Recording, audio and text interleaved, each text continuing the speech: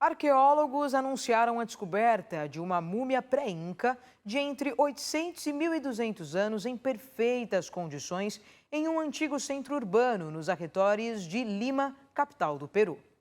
Uma múmia foi descoberta em perfeitas condições em um antigo centro urbano de barro nos arredores de Lima.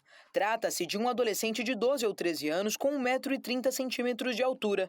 Não foi possível definir o sexo e os restos mortais da jovem múmia datam da era pré-inca, podendo ter entre 800 e 1.200 anos. A múmia foi encontrada no sítio arqueológico de Cajamarquilha em uma estrutura funerária de 2 metros de profundidade, coberta por uma grande pedra de barro. O adolescente era provavelmente um habitante da cultura Iqma, que existia há cerca de 900 anos antes de ser absorvida pelo Império Inca no século XV. Segundo arqueólogos da Universidade de São Marcos, a areia grossa da região com alto teor de sais teria gerado um processo de mumificação natural, que permitiu que os braços, antebraços e ambas as pernas conservassem restos de pele. A cabeça está separada do corpo e tem tufos de cabelo. A mandíbula ainda possui parte dos dentes. Cajamarquilha era um centro urbano onde se desenvolviam funções administrativas e residenciais. O local é considerado uma cidade de barro pré-hispânica, que pode ter abrigado entre 10 mil e 20 mil pessoas em uma área de 167 hectares. E com a chegada da primavera no hemisfério norte, cerca de 55 mil belugas imigram das águas abertas do Oceano Ártico para a Baía de Hudson, no Canadá. O local serve como refúgio para os cetáceos. Um refúgio para milhares de belugas.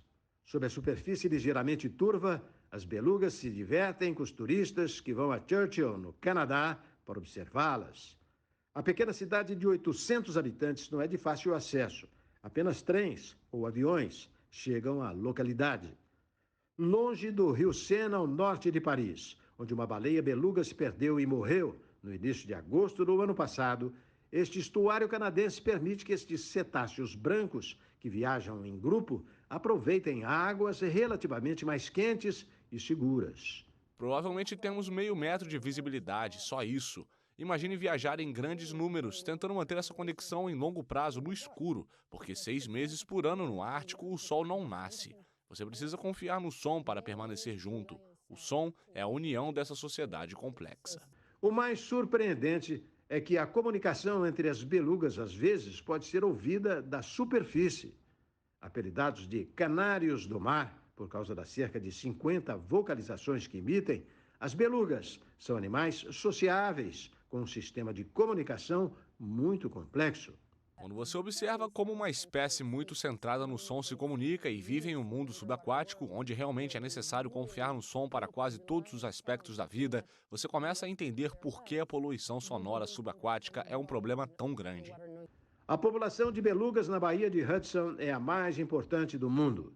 Mas o encolhimento das geleiras, devido às mudanças climáticas, em uma área que aquece 3 a 4 vezes mais rapidamente do que o resto do planeta, é motivo de preocupação para os pesquisadores.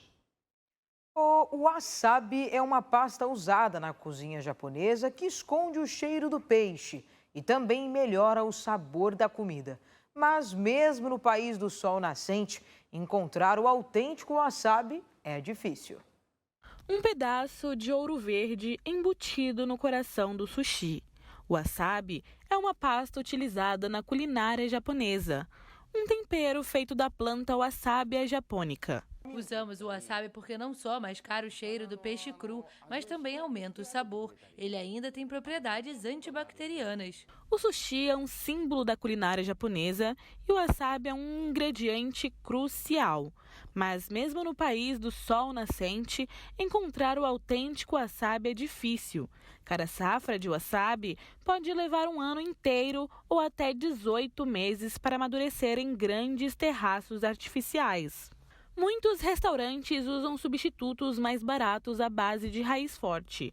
Com solo vulcânico e chuvas fortes, a Península Izu do Japão é o lugar ideal para o wasabi. Não usamos fertilizantes porque o wasabi depende de minerais e o oxigênio trazido pela água que desce do Monte Amagi. A pandemia do novo coronavírus mexeu inclusive com a produção do tradicional tempero. Com os restaurantes fechados, a demanda geral por wasabi caiu. Fora do período de crise, a região de Izu produz 130 toneladas de wasabi por ano, o que movimenta 8 milhões de euros, cerca de 50 milhões de reais. Hora de futebol no RB Notícias. Pela terceira fase da Copa do Brasil, São Paulo garantiu a classificação para as oitavas de final. Foi diante do Ituano. Em Belém, no Pará, o Fluminense goleou o Paysandu e também está na próxima fase do torneio. E a torcida São Paulina voltou a sorrir.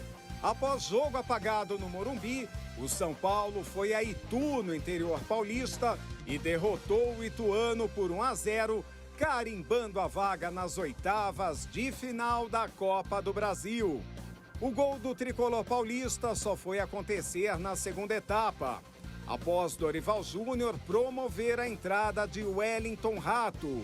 O atacante precisou de apenas 1 minuto e meio para marcar. A jogada começou nos pés de Alisson, que lançou para Rato. O camisa 27 driblou 2 marcadores e chutou de fora da área, acertando o canto esquerdo de Jefferson Paulino. Com o tento, o time do Morumbi garantiu a classificação para a próxima fase da competição. E a noite foi dos tricolores. No Pará, foi a vez do Fluminense de Fernando Diniz fazer a alegria da torcida. O Flu foi à capital paraense enfrentar o Paysandu com um placar agregado de 3-0. E adivinha, repetiu o mesmo resultado do Maracanã no estádio do Mangueirão. O tricolor das Laranjeiras abriu o placar logo no início do jogo. O colombiano Arias cobrou falta na medida para Cano, que sozinho pegou de primeira, marcando o primeiro da partida. O Flu chegou ao segundo gol aos 43 minutos. O atacante Queno recebeu de Lima na entrada da área e com liberdade deslocou o goleiro do Papão com muita categoria, ampliando a vantagem em Belém. E não parou por aí. Aos 27 da segunda etapa, o atacante John Kennedy aproveitou o desarme de Isaac e finalizou com precisão no canto esquerdo de Thiago Coelho, fechando a conta no Mangueirão.